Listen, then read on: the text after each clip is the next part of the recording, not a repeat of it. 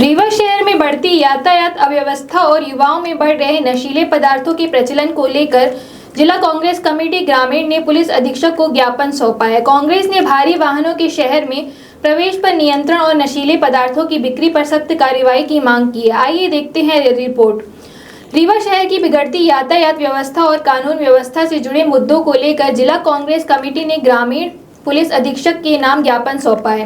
कांग्रेस नेताओं का कहना है कि शहर में इन दिनों कई गंभीर समस्याएं लगातार बढ़ती जा रही हैं, जिन पर तत्काल प्रभाव से कार्रवाई की आवश्यकता है। ज्ञापन में बताया गया कि रीवा बाईपास पुल क्षतिग्रस्त होने के कारण भारी वाहनों का आवागमन शहर के भीतर से हो रहा है। इसके चलते शहर के प्रमुख मार्गों पर लगातार जाम की स्थिति बन रही है। इतना ही नहीं, दुर्घटनाओं की आशंका भी बढ़ गई है और शहर की सड़कों व अन्य अधोसंरचनाओं को नुकसान पहुंच रहा है।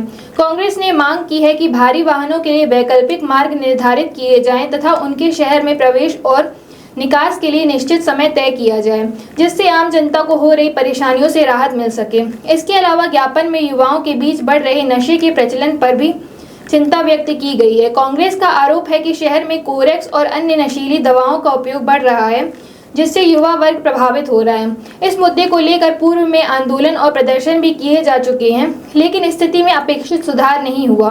ज्ञापन के माध्यम से पुलिस प्रशासन से मांग की गई है कि नशीले पदार्थों की बिक्री और अवैध कारोबार पर सख्त कार्रवाई की जाए तथा युवाओं को नशे की गिरफ्त में जाने से बचाने के लिए प्रभावी अभियान चलाया जाए।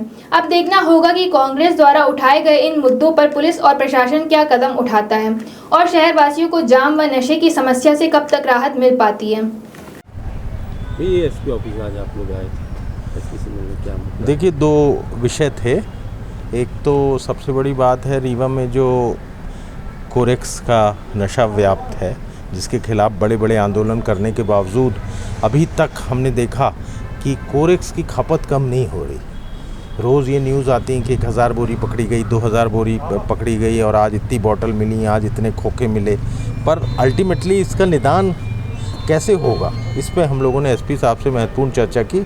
उन्होंने कहा अब इसके जो सेलर्स हैं उन पे डायरेक्ट कार्यवाही की जाएगी, उनकी प्रॉपर्टी सीज़ की जाएगी और उन पे काफ़ी ऐसे कदम उठाए जाएंगे जिससे रोकथाम हो। हमने कहा देखिए, प्रयास करिए, आप नए नए आए हैं तो हमारी विपक्षी दल होने के नाते एक बार ये फ़र्ज़ बनता है कि हम आपको ज़िले की परिस्थितियों से अवगत कराएं।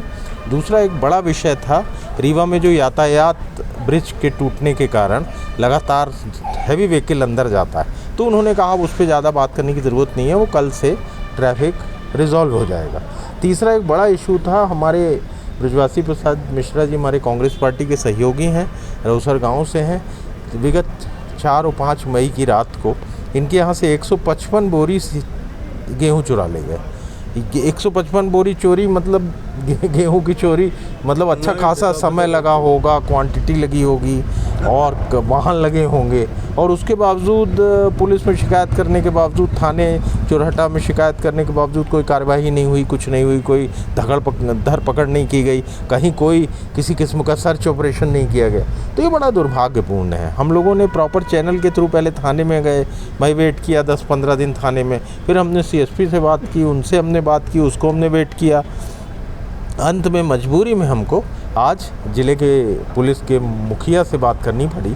चोरी जैसी घटना के लिए अगर हमारे को एसपी के पास आना पड़े तो बड़ा दुर्भाग्यपूर्ण स्थिति है पुलिस के निचले महकमे की, जो बिल्कुल भी आम लोगों की समस्या को संवेदनशीलता से नहीं लेता। ये हमने चर्चा की उनसे।